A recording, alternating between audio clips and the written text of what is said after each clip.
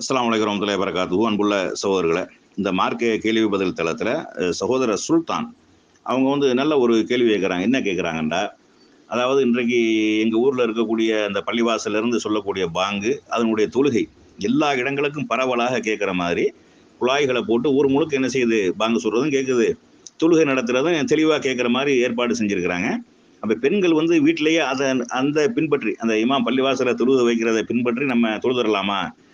தொழுகை வைக்கிறது அல்லாஹ் அக்பர்னு சொல்கிறது காதில் விழுகுது, சப்தமாக ஓதக்கூடிய நேரத்தில் உங்கள் சூரத்தில் ஃபாத்தியா ஓதுறது, துணை சூறா ஓதுறது, ருக்குவுக்கு போடுறது, சமியல்லா லிமன் ஹமீதான்னு சொல்கிறது எல்லாமே காதில் தெளிவாக விழுகுது.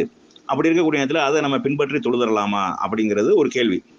இப்படி தொழுகக்கூடாது. இப்போ தொழுகை என்பது நபி ஸல்லல்லாஹு அலைஹி வஸல்லம் அவர்கள் இமாமை ஏற்படுத்தினது விஷயமாக சொல்லக்கூடிய நேரத்தில் இமாம் ஏற்படுத்தப்பட்டிருப்பது பின்பற்றுவதற்காகத்தான் அப்படின்னு சொல்கிறாங்க. அவங்க அல்லாஹ் அக்பர்னு சொன்னால் நீங்கள் அல்லாஹ் அக்பர்னு சொல்லுங்கள், அவர் ருக்குவுக்கு போனால் நீங்கள் ருக்குவுக்கு போங்க, அவர் சமி அல்லாஹ் லிமன் ஹமீதான்னு சொன்னார், ரப்பனா லக்கல் ஹம்துன்னு சொல்லுங்க, இப்படி ரசூல் ஸல்லல்லாஹு அலைஹி வஸல்லம் நமக்கு சொல்லி தராங்க. இது மைக்கில் நமக்கு கேட்டுறது, இது பிரச்சனை இல்லை. ஆனால் தொழுகையில் இமாம் தவறு செய்யக்கூடிய நேரத்தில் அதை சுட்டி காட்டுவதற்கு ரசூலுல்லாஹ் நமக்கு சொல்லி தந்திருக்கிறாங்க. இப்போ நீங்கள் வீட்டில் தொழுது கொண்டிருக்கக்கூடிய அவர் இமாம் தவறாக ஓதுறாரு, உங்களுக்கு சொல்ல முடியுமா? சொல்ல முடியாது. அப்போ அந்த மாதிரியான விஷயங்கள். ரெண்டாவது, மைக்கில் ஓடுது, அதில் லைவாக ஓடுது. இப்போ இதில் இன்னொரு கேள்வி கேட்பாங்க. என்ன கேட்பாங்கன்னா, இப்போ ஹரமில் தொழுகை வைக்கிறது நமக்கு லைவாக நமக்கு தெரியுது, அதை பின்பற்றி நம்ம தொழுகலாமா? இப்போ லைவாக ஓடிக்கிறது, டப்புன்னு கரண்ட் கட் ஆயிடுச்சு, இன்வெர்டர் வச்சிருக்கிறோம், இன்வெர்டர் பேட்டரி தீர்ந்து போச்சு, இப்போ தொழுகை இடையில முறிஞ்சிருதா இல்லையா? ரெண்டாவது, இமாம் தவறு செய்கிறாரு, அதை சுட்டி காட்டுறதுக்கு வாய்ப்பு இல்லையே. இமாம் ஏதாவது தவறு செய்வாரையானால், இப்போ கிராத்து ஓதும்போது தப்பாக ஓதுறாரு, அதை சுட்டி காட்ட வேண்டிய கடமை நமக்கு இருக்கிறது. அது மாதிரி ருக்கு செய்யறதுக்கு பதிலாக சஜிதாவுக்கு போயிடறாரு, அதை சுட்டி காட்ட வேண்டிய கடமை நமக்கு இருக்கிறது. மனுஷன் தவறு இழைக்கக்கூடியவன் தானே, மறக்கக்கூடியவன் தானே. அப்போ அந்த மாதிரி ரசூலுல்லாஹ்வும் நடந்திருக்குது. அப்போ இந்த மாதிரியான நேரங்களில் அது நம்மளுக்கு சுட்டி காட்ட முடியல. அப்போ ஜமாத்து தொழுகை என்பது ஒன்று தொடர்புடையதாக இருக்கணும்.